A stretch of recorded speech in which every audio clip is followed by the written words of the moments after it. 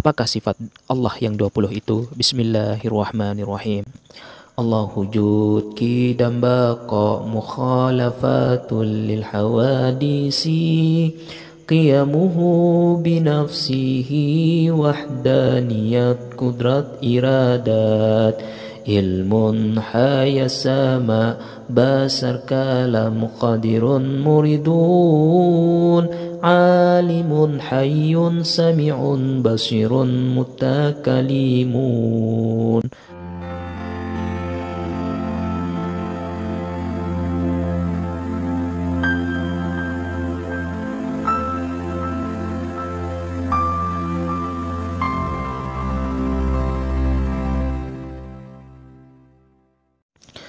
Bismillahirrahmanirrahim. Assalamualaikum warahmatullahi wabarakatuh. Alhamdulillahirabbil alamin wa bihi nasta'inu ala umurid dunya waddin wassalatu wassalamu ala asrafil anbiya'i wal mursalin sayyidina wa maulana Muhammadin wa ala alihi wa sahbihi ajma'in. Liridallahu ta'ala bisyiril Fatihah. Bismillahirrahmanirrahim. Alhamdulillahirabbil alamin. Ar-Rahmanir-Rahim Maliki yaumiddin. Iyyaka na'budu wa iyyaka nasta'in. Ihdinas siratal mustaqim. Siratal ladzina an'amta 'alaihim ghairil maghdubi 'alaihim waladdallin. Amin.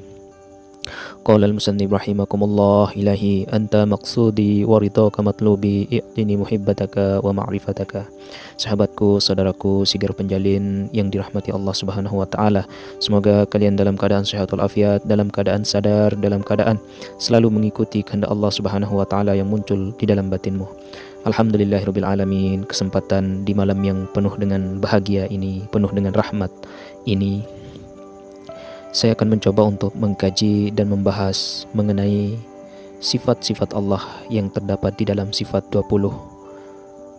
Dan pembahasan sifat 20 ini akan dikaitkan dengan ilmu tentang pengkajian diri untuk menuju sebuah kesejatian yang sejati atau ma'rifatullah. Saudaraku sigar penjalin rahimakumullah, mari kita mulai. Bismillahirrahmanirrahim. Sifat 20 dan ma'rifatullah. Apakah yang dimaksud daripada sifat 20? Sifat 20 adalah suatu konsep ilmu yang ciptaannya sangat ajaib di dalam mentafsir kaidah mengenal Allah melalui ilmu ma'rifat. Sifat 20 dicipta oleh ilham para sufi dan para aulia terdahulu bagi tujuan mengajar untuk menuju jalan mengenal Allah ataupun yang disebut sebagai ma'rifatullah. Barang siapa yang mempelajari sifat 20 dengan bersungguh-sungguh beserta faham akan maksud dan makna yang tersirat, insya Allah ia akan dapat mengenal Allah Subhanahu wa taala dengan nyata dan terang. Banyak cabang ilmu dan banyak kaidah pembelajaran yang telah dikaidahkan melalui kitab, melalui pondok, melalui sekolah, dan tidak kurang pula melalui guru-guru agama. Semua itu bertujuan bagi pencari jalan, mencari cara untuk mencari kaidah untuk mengenal Allah ataupun ma'rifatullah. Di antara banyak-banyak cara dan di antara banyak-banyak kaidah, cara dan kaidah terbaik bagi mengenal Allah Subhanahu wa taala adalah dengan mempelajari sifat 20. Allah tidak akan dapat dikenal melalui mata zahir. Ianya dapat dikenal melalui mata hati dengan mempelajari sifat-sifatnya. Saudaraku sigar penjalin rahimakumullah. Apakah yang menjadi asas daripada sifat 20 itu? Sifat 20 berasaskan kepada 4 perkara. Yang pertama zat, yang kedua sifat, yang ketiga asma, dan yang keempat adalah af'al. Apakah sifat Allah yang 20 itu? Bismillahirrahmanirrahim. Allahu wujud qidam baqa mukhalafatul lil hawadisi qiyamuhu binafsihi wahdaniyat qudrat iradat ilmun hayasama basar kalam qadirun muridun alimun hayyun sami'un basirun mutakalimun. Saudaraku sigar penjalin rahimakumullah. 20 sifat Allah itu terbagi kepada beberapa bagian. 20 sifat-sifat Allah terbagi kepada 4 bagian. Yang pertama, bagian sifat nafsiyah. Yang kedua, bagian sifat salbiyah. Yang ketiga, bagian sifat ma'ani. Dan yang keempat adalah bagian sifat ma'nawiyah. Bagian yang 4 inilah yang dikatakan menjadi intipati dan isi kepada ilmu mengenal Allah. 4 bagian inilah nantinya yang akan mengupas dan yang akan menerjemahkan sifat 20 itu. Barang siapa yang berhajat untuk mengenal Allah, perlu diambil perhatian kepada keempat-empat bagian tersebut. Saudaraku sigar penjalin rahimakumullah, dalam hal ini saya akan membahas lebih dalam mengenai bagian daripada sifat nafsiyah di dalam ilmu sifat 20 yang Allah terbagi di dalam 4 sifat yang tadi. Apakah sifat-sifat yang tergantung dalam sifat nafsiyah itu? Mari kita bahas lebih dalam lagi. Saudaraku sigar penjalin rahimakumullah. Sifat nafsiyah. Apakah sifat yang terkandung di dalam sifat nafsiyah? Sifat yang terkandung di dalam sifat itu, sifat nafsiyah itu hanya satu, ialah sifat wujud Allah. Wujud yang membawa maksud adanya Allah itu meliputi segala yang zahir maupun yang batin. Apakah maksud sifat nafsiyah itu? Sifat nafsiyah itu bermaksud menafikan kewujudan yang lain selain Allah. Hanya Allah saja yang ada dan hanya Allah saja yang wujud. Wujudnya Allah itu adalah wujud yang disertai sekali dengan zat, sifat, af'al, dan asma'nya. Zat Allah itu merupakan sifatnya dan sifat Allah itu adalah juga merupakan zatnya. Zat dan sifat Allah itu adalah wujud yang tidak terpisah, yang tidak berpisah, serta tidak bercerai, dan wujud yang tidak berasingkan. Kewujudan zat dengan kewujudan sifat Allah itu adalah esa, artinya satu juga pada hakikatnya. Seumpama sifat ilmu dengan sifat kalam Allah, apabila sifatnya bersifat mendengar atau sama, berarti zatnya juga bersifat berpendengaran atau sami'un. Apabila Allah bersifat melihat atau basar, berarti zatnya bersifat berpenglihatan atau basirun.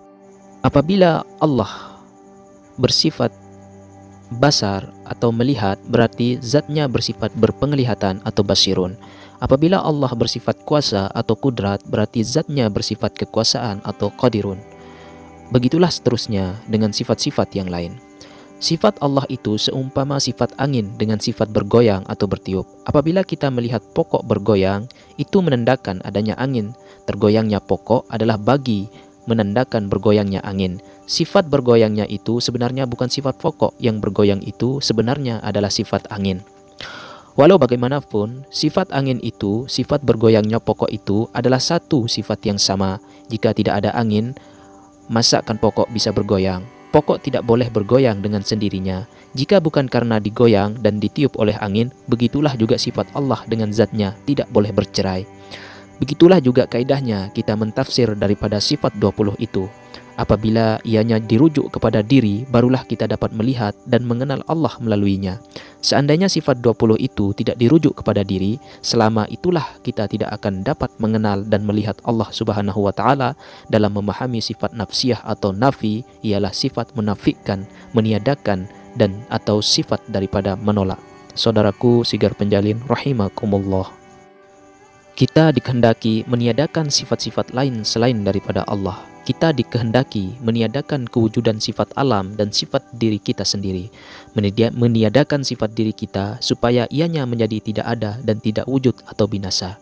Cara untuk meniadakan sifat diri kita dan untuk mewujudkan sifat Allah itu adalah dengan cara menyerah atau membinasakan diri kepada Allah atau memfanakan diri kita. Bila mana sifat telinga telah dipulangkan, ianya akan disambut dengan sifat pendengaran Allah.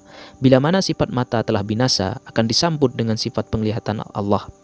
Apabila sifat berpikir telah binasa, maka akan disambut dengan ilmu Allah. Selagi sifat mata menjadi sebagian daripada sifat kita, sudah pasti kita tidak akan dapat melihat Allah melalui pandangan dan penglihatannya.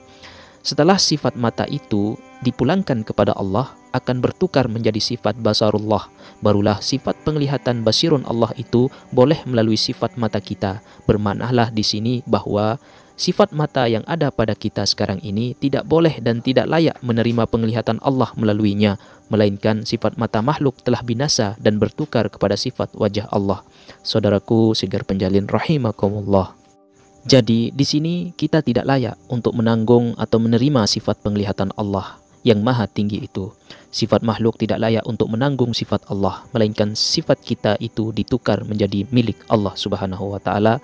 Setelah melalui proses penyerahan diri atau penyerahan tugas dan penyerahan hak milik kepada Allah, maka itulah hakikat daripada sejati untuk menunggal kepada Allah. Apabila sudah menjadi milik Allah, barulah mata kita itu dapat melihat melalui penglihatan Allah. Apabila mata kita itu telah menjadi milik Allah, barulah sifat basirun atau penglihatan Allah itu dapat terpancar melalui mata kita.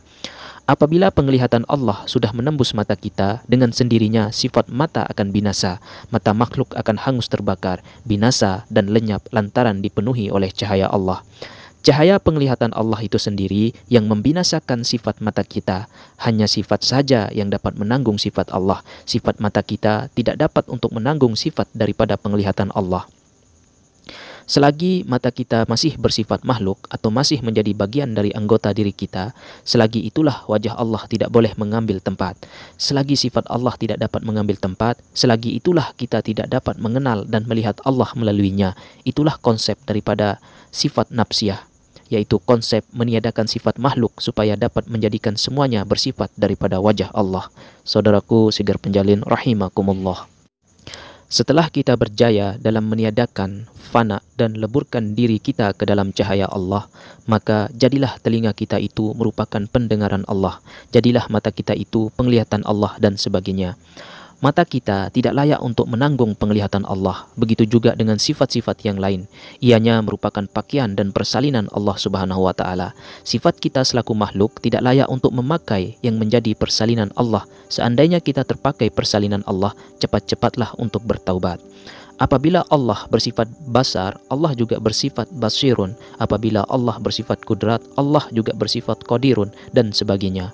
Oleh yang demikian, bagi yang telah sampai kepada makom atau tahap makrifat, menjadikan yang dilihat itu adalah juga yang melihat, dan yang melihat itu adalah juga yang dilihat. Yang disembah itu adalah yang menyembah, dan yang menyembah itu adalah juga yang disembah.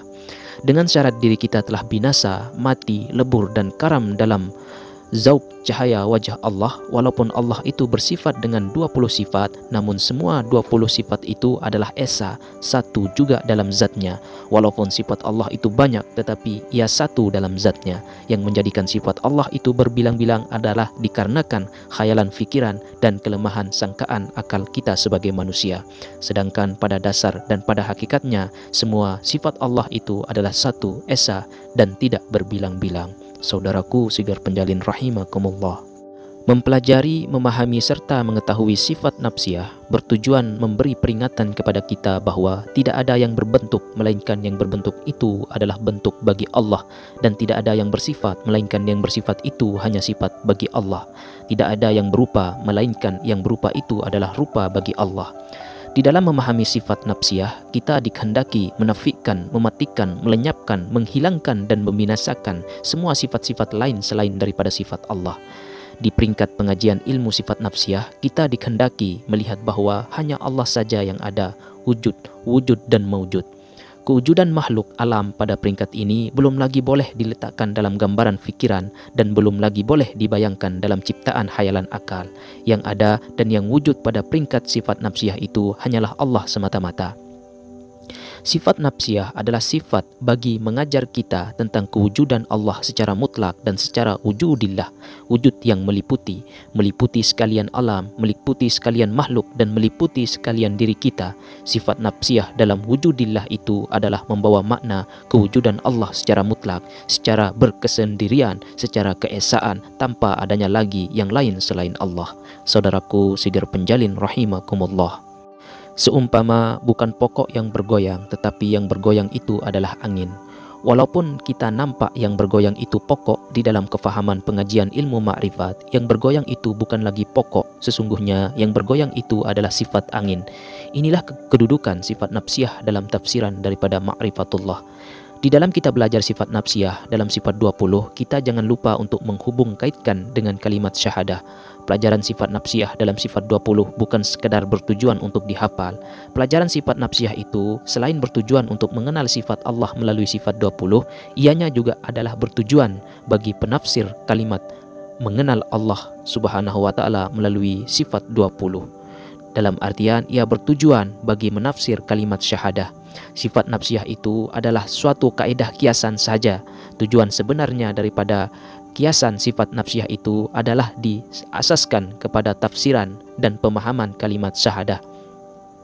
Sifat nafsiyah apabila dikaitkan, diletakkan dan diterjemahkan pada tafsiran syahadah, ia berada pada kedudukan kalimat la, yaitu kalimat nafi. Kalimat nafi adalah kalimat menolak yang lain selain Allah, membinasakan yang lain selain Allah. Kewujudan sifat-sifat yang lain itu seumpama bayang cahaya. Apabila hilang cahaya, maka hilanglah bayang.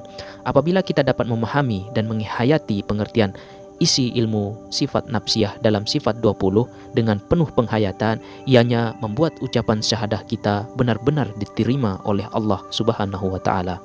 Saudaraku sigar penjalin rahimakumullah. Bagaimanakah cara ucapan syahadat yang penuh makna?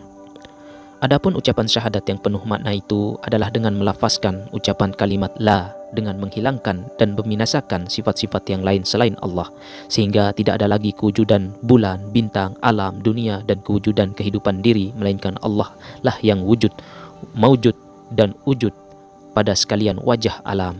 Ucapan perkataan la adalah tahap ucapan yang tidak ada lagi sesiapa, tidak ada lagi apa-apa di kiri, di kanan, di atas, dan tidak apa-apa lagi di bawah kita, melainkan semasa melafazkan kalimat la, kita dikehendaki mengisi keyakinan hati dan mengisi kepercayaan akal bahwa tidak ada lain lagi yang kewujudan alam ini, melainkan sekalian yang ada ini adalah wajah Allah yang meliputi segalanya. Itulah di antara tujuan kita mempelajari sifat nafsiyah atau sifat 20 ini. Saudaraku sigar penjalin rahimakumullah, apakah bentuk sifat nafsiyah? Sifat nafsiyah adalah bentuk penghabaran, sifat yang hanya ada pada zat Allah dan tidak memberi bekas kepada alam. Sifat nafsiyah itu tidak pula boleh dikualiti dan tidak boleh dikuantitikan. Adanya Allah adalah adanya yang mutlak, adanya yang tidak ada dikarenakan oleh sesuatu karena yang lain.